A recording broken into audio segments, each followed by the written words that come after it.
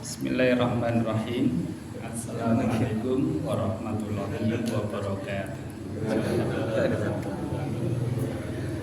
Alhamdulillah wassalatu wassalamu ala Rasulillah wa ala alihi wa sahbihi ajmain. Amma ba'du. Bapak-bapak, ibu-ibu, jamaah salat maghrib rahimani wa rahimakumullah. Alhamdulillah wonten ing dalu menika kita saged nglajengaken pengaosan nggih menika ngingi tesih fikih puasa nggih insyaallah awit sekarang kita badhe siap.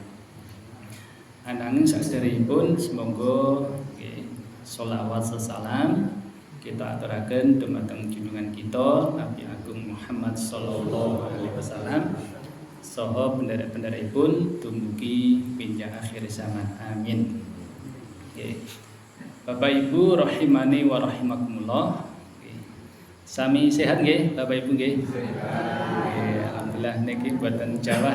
Nggih, sehat alhamdulillah. Dalu menika kita badhe nyinau ngingingi rukun puasa, nggih rukun siam lajeng mangke perkawis ingkang batalaken siam utawi puasa. Okay. Nah, ing mriki dipun sebataken rukun puasa itu ada dua. Okay. Pertama niat.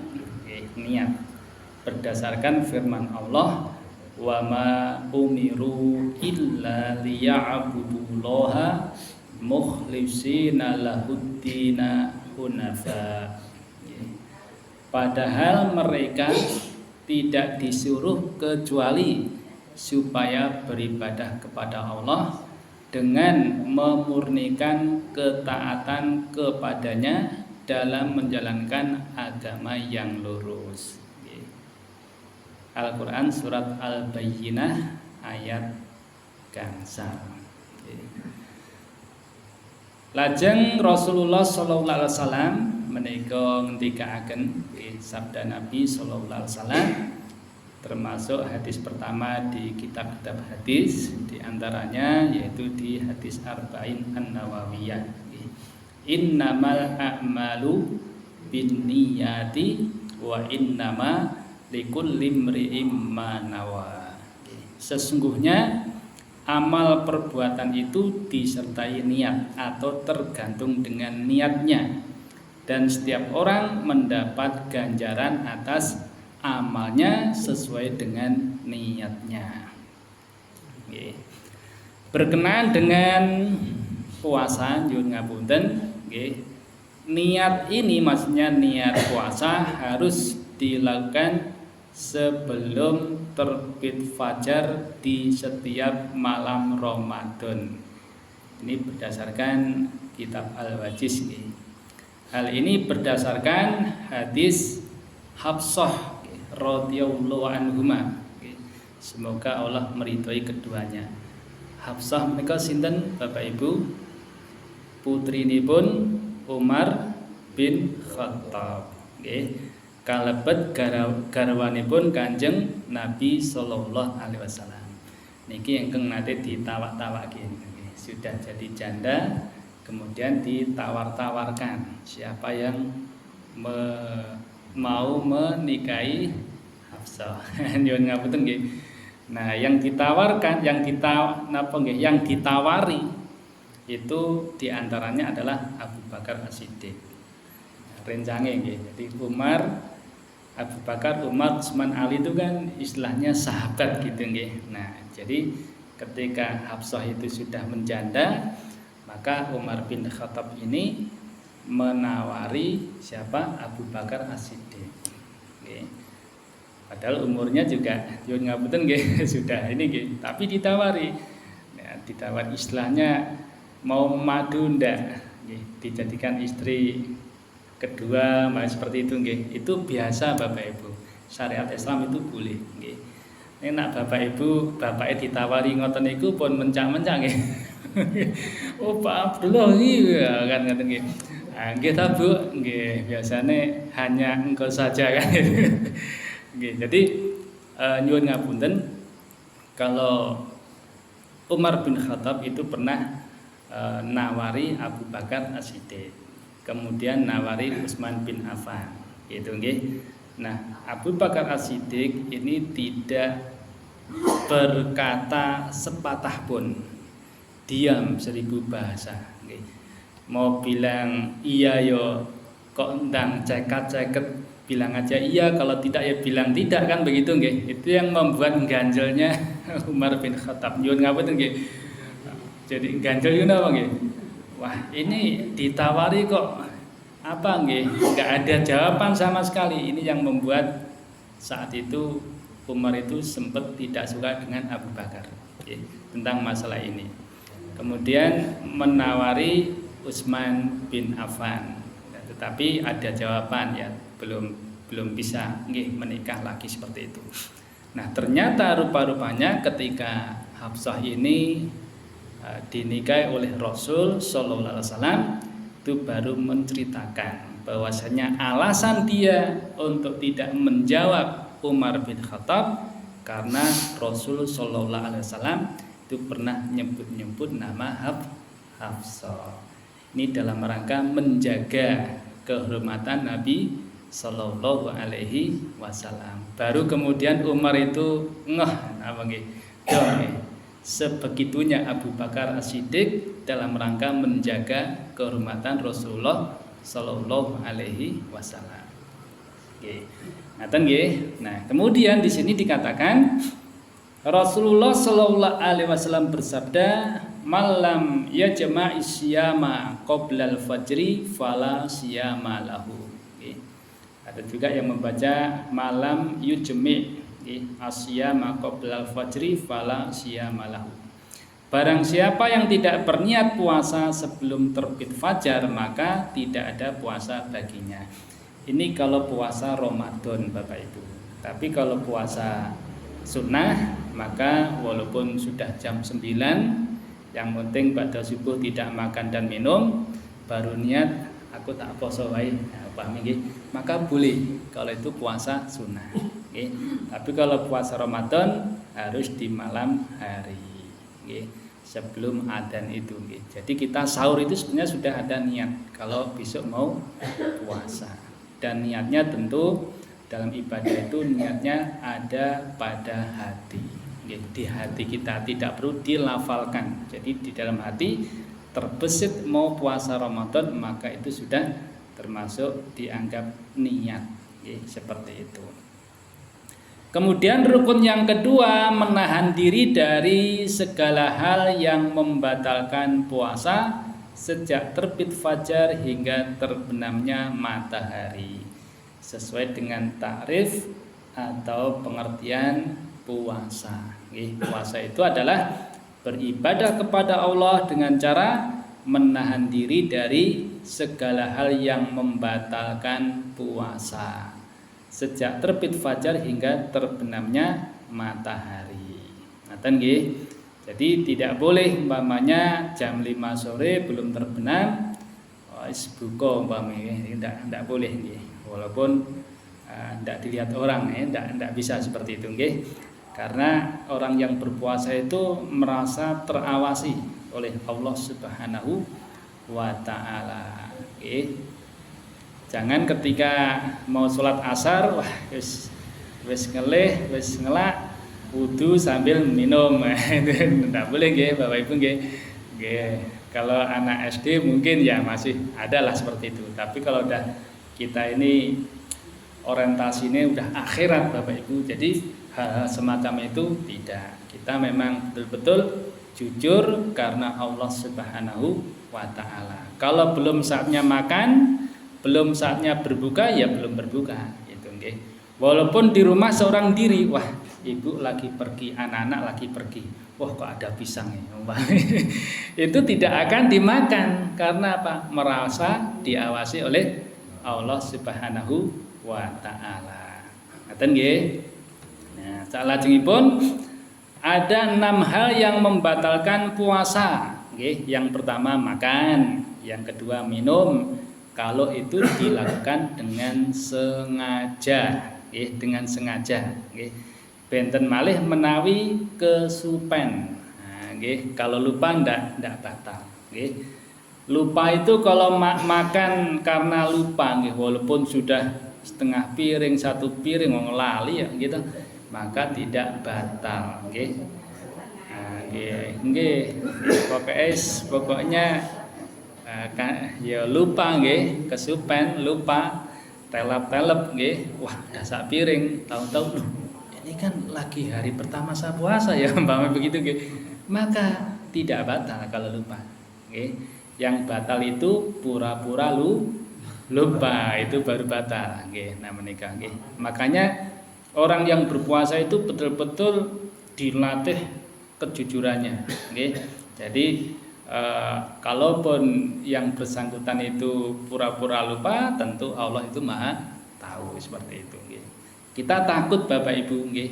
Takut kalau makan pura-pura lupa nggih. Kemudian kita mengatakan ke orang lain, saya lupa kok ini gitu, gitu, maka bagi seorang muslim itu takut dengan hal yang semacam itu. Jika seseorang makan atau minum dalam keadaan lupa, maka dia tidak wajib mengqadha dan tidak wajib membayar kafarat. Nah itu jadi nggak ada dendanya dan juga tidak mengqadha. Artinya apa? Saat itu dia tidak batal, lanjutkan aja. Namanya jam 8 kok ceruput kopi upami loh nih. Maka baru ingat ini puasa, ya sudah. Dia nggak usah nambah lagi, tapi tetap melanjutkan puasanya. Gitu. Nah, beda lagi kalau waduh kok kopi yo, tak air putih lagi. Padahal udah ingat ya. Nggak boleh seperti itu. Kok bisa demikian? Iya, berdasarkan riwayat dari Abu Hurairah, semoga Allah meridhoinya, bahwasanya Nabi Shallallahu Alaihi Wasallam bersabda, man nasiya wa huwa shaimun fa akala aw syariba falyutimma saumahu fa innama at'amahu lahu wa saqahu. Barang siapa yang lupa, nah, barang siapa yang lupa berarti di sini baik itu bapak-bapak atau ibu-ibu atau mas-mas atau mbak-mbak atau adik-adik siapapun. Barang siapa yang lupa, tidak orang Indonesia, tidak orang luar negeri, sama. Jadi barang siapa yang lupa, bahwasanya dia sedang berpuasa lalu dia makan atau minum, maka hendaklah ia menyempurnakan puasanya, karena sesungguhnya Allah telah memberi makan dan minum kepadanya.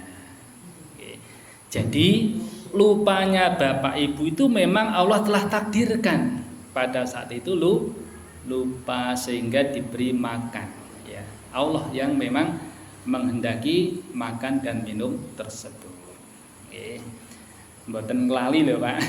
Mboten nglali ini pura-pura lupa tadi, nggih. Itu beda orang yang lupa sama orang yang pura-pura lupa. Nggih. Jawa nggih. Angin nggih. Oh nggih. Lajeng ingkang angka kalih nggih menika muntah dengan sengaja. Al-qai'u amdan, jadi muntah dengan sengaja, ini bisa membatalkan puasa. Sedangkan kalau tidak sengaja maka tidak wajib atasnya mengqadha puasa dan membayar kafarat. Jadi kalau mau muntah sudah dia tahan, sekuat tenaga dia tahan, lantas kok masih muntah, maka itu tidak membatalkan puasa. Tapi kalau sengaja muntah, tidak ada angin, tidak ada hujan, pokoknya diuntahke Pak begitu sengaja, maka bisa batal dengan sebab itu.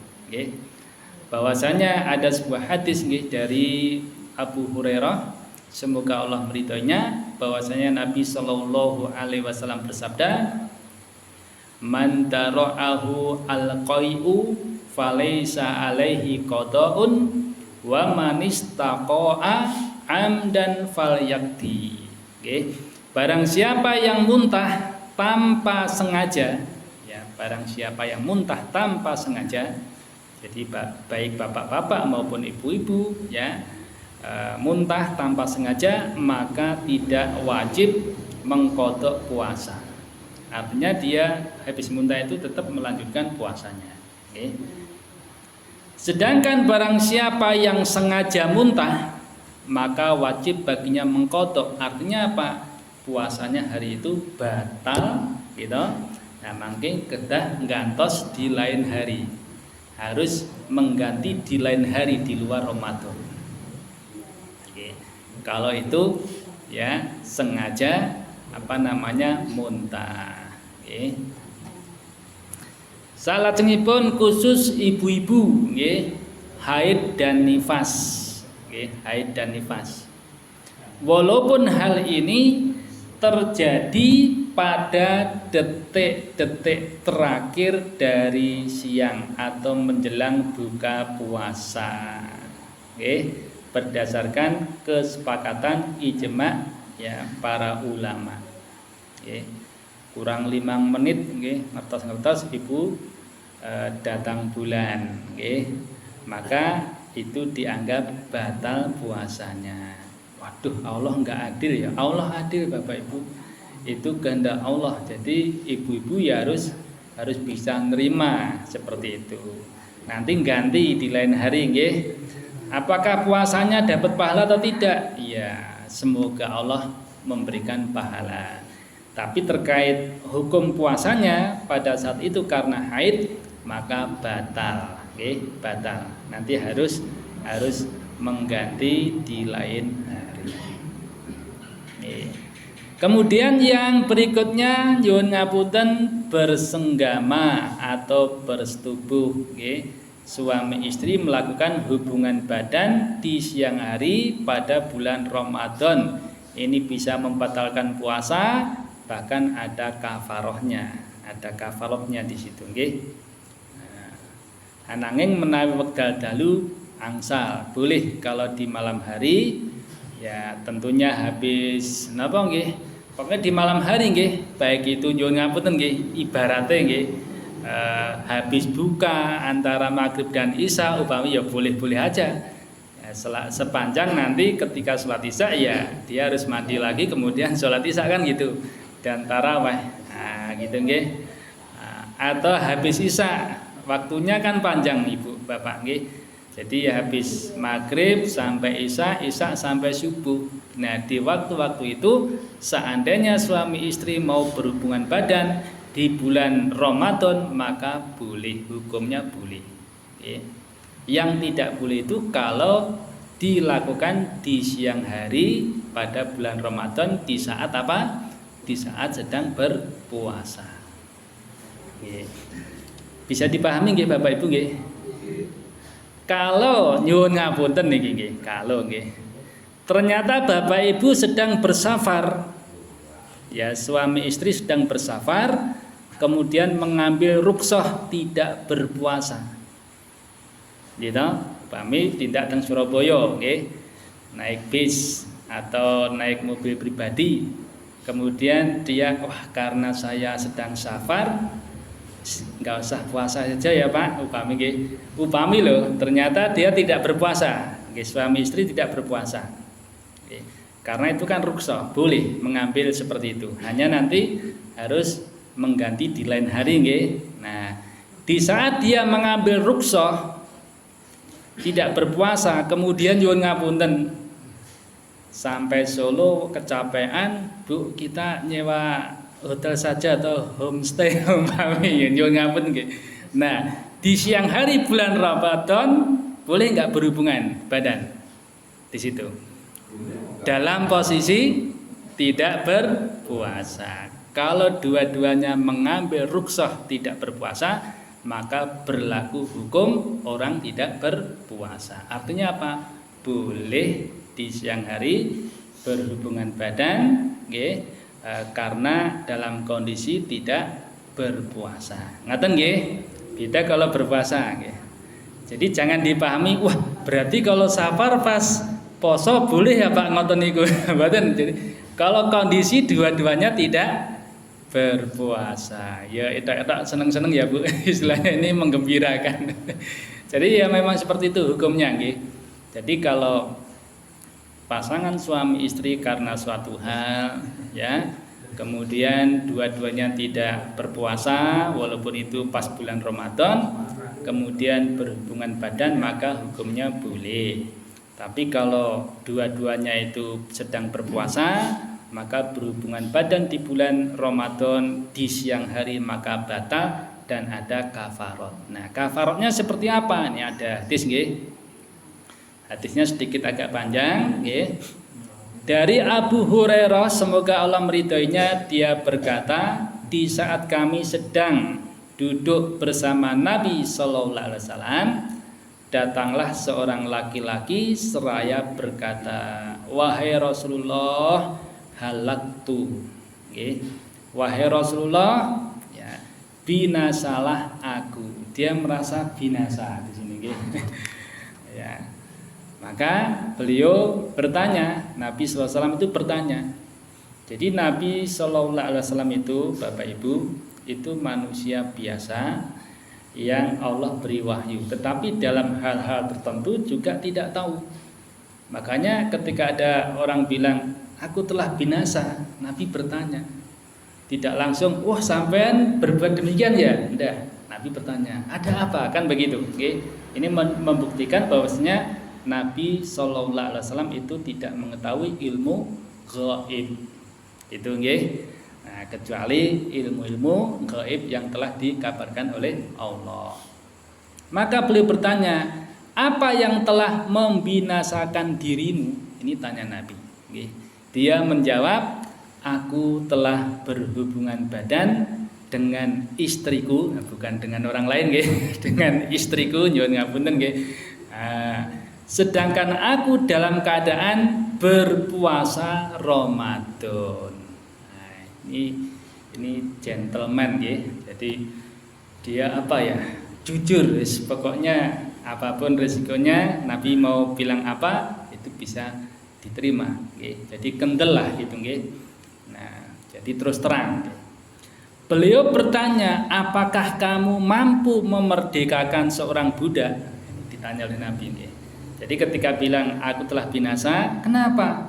Telah berhubungan badan dengan istrinya, ya dengan istriku begitu, maka Nabi itu memberikan apa istilahnya, ya bertanya, apakah kamu mampu memerdekakan seorang budak? Berarti ini kafarahnya. Oke. Dendanya ini pertama, mampu nggak kamu membebaskan seorang budak? Sekarang budak kan nggak ada ya Bu ya. Wah, cari di mana? Nggak ada gitu. Nyuwun ngapunten. Nah, ini nggih. Dia menjawab tidak. Orang tadi tidak mampu, begitu nggih. Lalu beliau bertanya lagi, apakah engkau mampu berpuasa selama 2 bulan berturut-turut? Nah, gitu. Kalih wulan terus lho Bapak Ibu nggih, ngedur. Jadi 1 bulan udah selesai, kemudian dilanjutkan 1 bulan lagi. Itu. Tapi caranya juga seperti puasa Ramadan. Jadi bukan berarti 2 bulan berturut-turut ini siang malam itu tidak. Jadi ya puasa seperti puasa Ramadan tetapi 2 bulan. Ya, tentunya tidak mampu nggih. Maka orang tadi menjawab tidak mampu. Nggih. Jangankan 2 bulan ya Bu, ini saja modal toh, berhubungan badan gitu. Nah, kemudian beliau bertanya lagi, dan apakah kamu mampu memberi makan kepada 60 orang miskin? Artinya membuat makanan sebanyak 60 porsi diberikan pada orang miskin. Dia pun menjawab tidak mampu. Nah, kemudian Rasulullah Shallallahu Alaihi Wasallam diam, ya berhenti diam, dan di saat kami sedang dalam keadaan seperti itu, nah ini sahabat yang menceritakan hadis ini, di saat kami sedang dalam keadaan seperti itu, ya pada terdiam begitu, Rasulullah Shallallahu Alaihi Wasallam diberi sekeranjang arak kurma. Jadi di sini satu keranjang berupa kurma begitu, nggih. Lalu beliau bertanya, nggih, aina sa'il, mana orang yang bertanya tadi? Nah, Ini membuktikan apa? Nabi tidak mengetahui ilmu gaib. Masih ditanya, mana orang yang bertanya tadi? Nah, gitu nggih. Nah, orang itu pun menjawab, saya. Oke. Beliau bersabda, ambillah ini dan bersedekahlah dengannya. Jadi orang yang bertanya tadi yang bagaimana Bapak Ibu?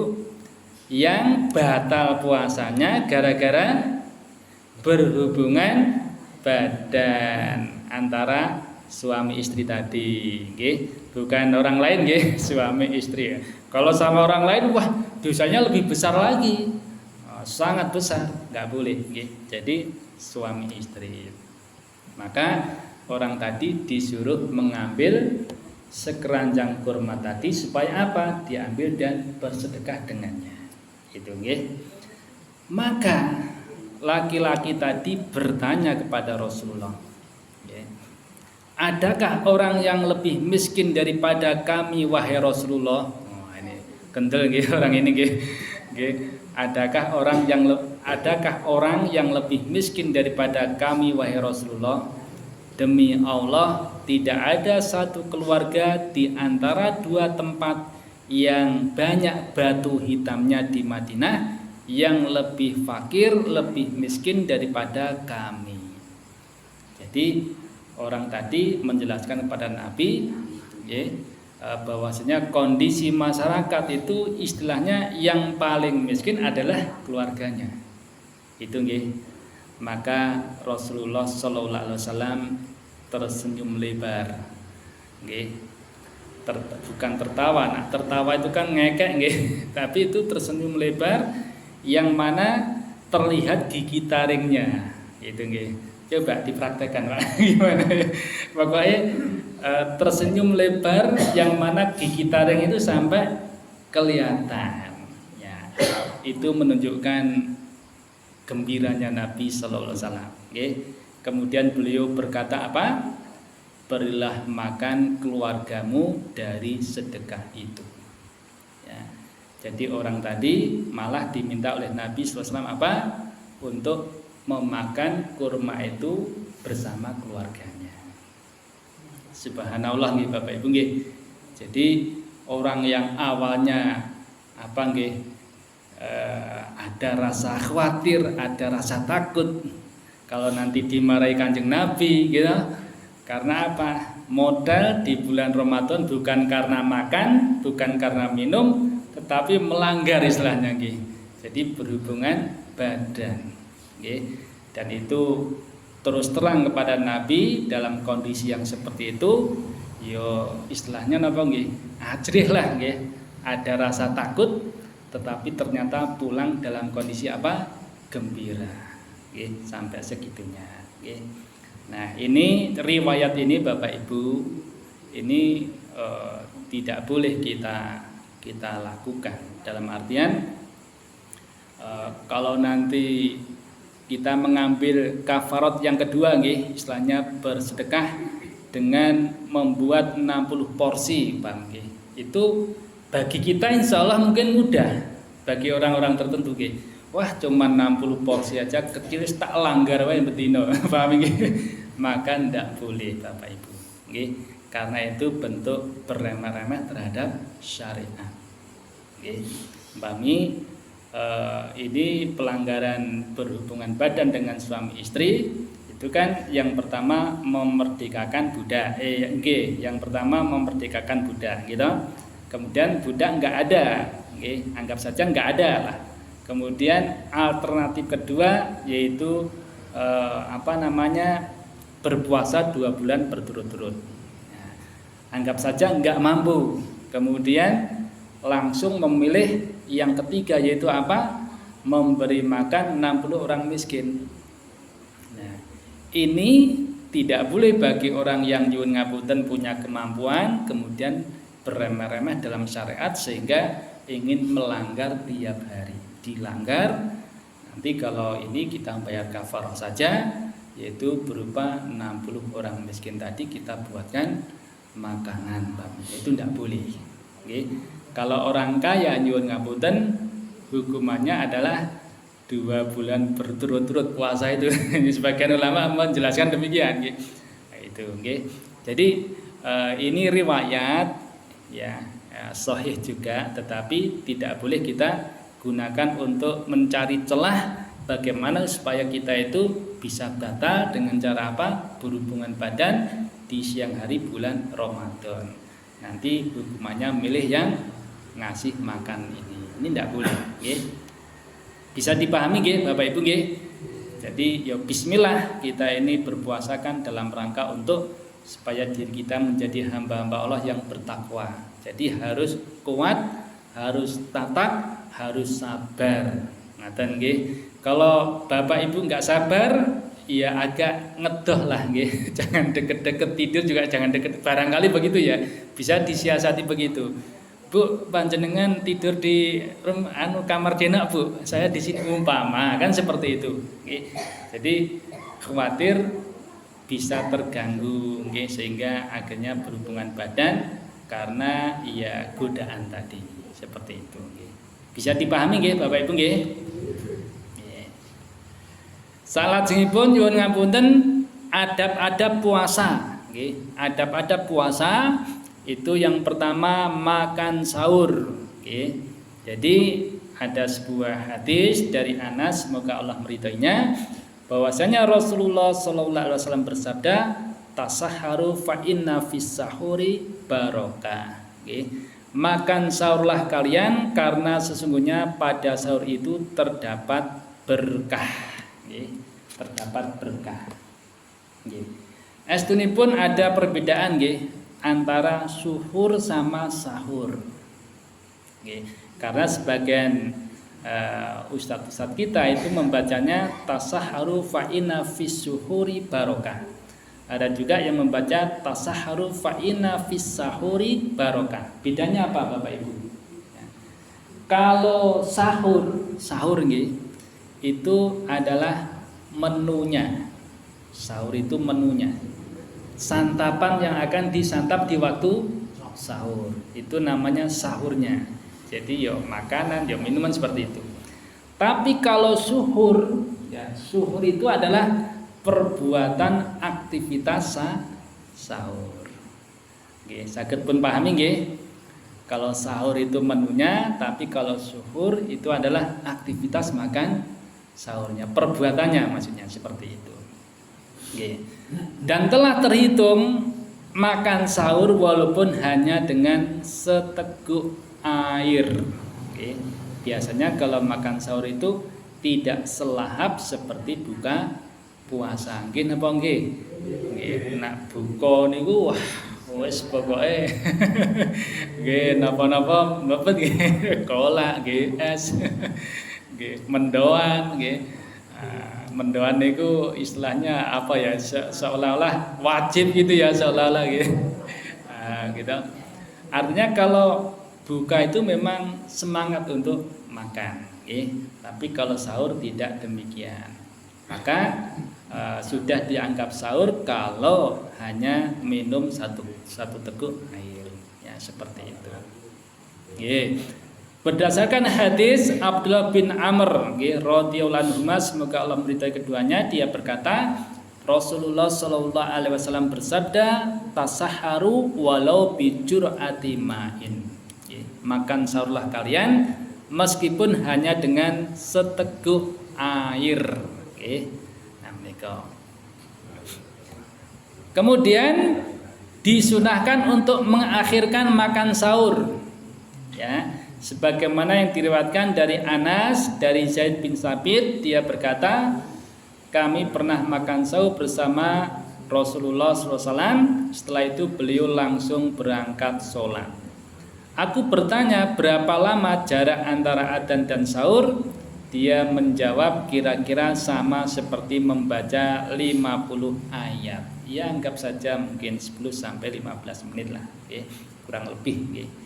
Nah, tapi kita yo ngatos-ngatos nggih Bapak Ibu nggih. Soalnya kita itu kalau sahur itu ya alon-alon nih. Ya, mungkin umpamanya jam 4.15 taruhlah itu subuhnya gitu nggih. Maka ya makan sahurnya ya jam 4 kurang seperempat nggih.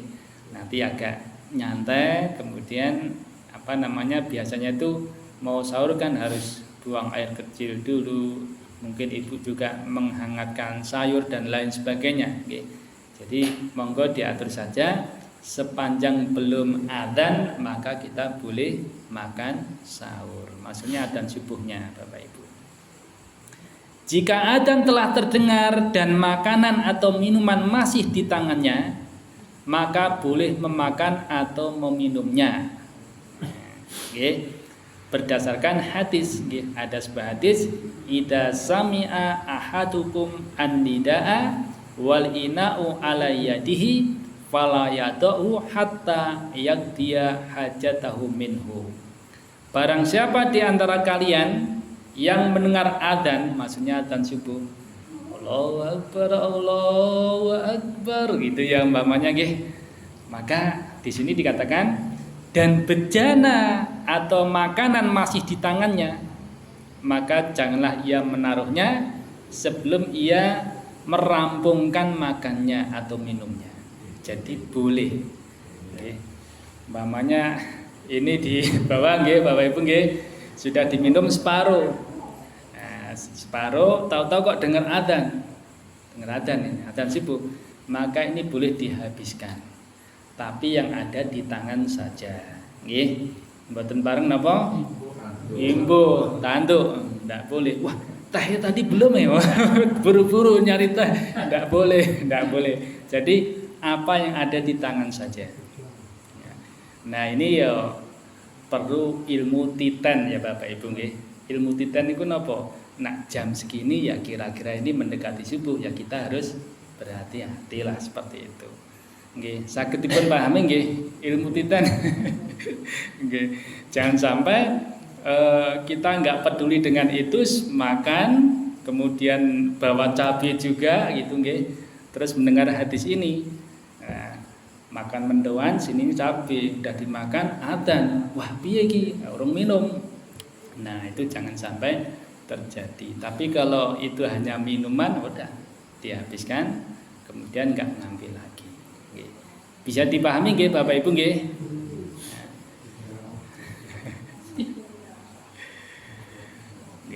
Kemudian yang terakhir Bapak Ibu, yang terakhir sebenarnya masih banyak nanti ini, menahan diri dari pembicaraan yang tidak bermanfaat dan kata-kata kotor. Jelas. Jadi kalau kita berpuasa memang berusaha untuk tidak berkata-kata yang jorok, tidak berkata-kata yang kotor. Ya, berbicara ya seperlunya kalau bisa Justru kalau bisa malah banyak baca Al-Qur'an atau dzikir seperti itu Nah, saged dipun pahami Bapak Ibu. Nah, makanya dalam hadis dikatakan idza kana yauma shaumi ahadikum fala yarfus wala yaskhab wala yajhal fa idza syatamahu ahadun aw qatalahu falyakul inni shaimun. Jika pada hari salah seorang di antara kalian berpuasa, artinya di hari di mana bulan Ramadan tersebut kalian berpuasa, maka janganlah ia mengucapkan kata-kata kotor, kemudian membuat kegaduhan, jangan sampai membuat kegaduhan, dan tidak juga melakukan perbuatan seperti perbuatan yang dilakukan oleh orang yang jahil. Jadi ya pokoknya perbuatan yang tiada manfaat lah, apalagi bisa mengganggu orang itu jangan. Naik motor buanter diguas di kampung itu kan membuat gaduh, itu janganlah, jangan, karena bisa mengganggu orang lain. Walaupun motornya sendiri Bapak Ibu, tapi kan bisa mengganggu orang lain. Dan jika ada orang yang mencacinya atau mengajak berkelahi, menyerangnya, maka hendaklah ia mengatakan ini shaimun, sesungguhnya aku sedang berpuasa. Jadi orang yang berpuasa itu betul-betul dilatih sabar, walaupun mungkin ada orang yang mencelanya, ada orang yang mengajak padu, kerengan, udah sabar, tidak perlu dilayani. eman-eman siamipun. Ngaten nggih Bapak Ibu nggih. Nggih, kula kinten ngaten mawon dalu menika ingkang kita kaji kathah nyuwun pamunten.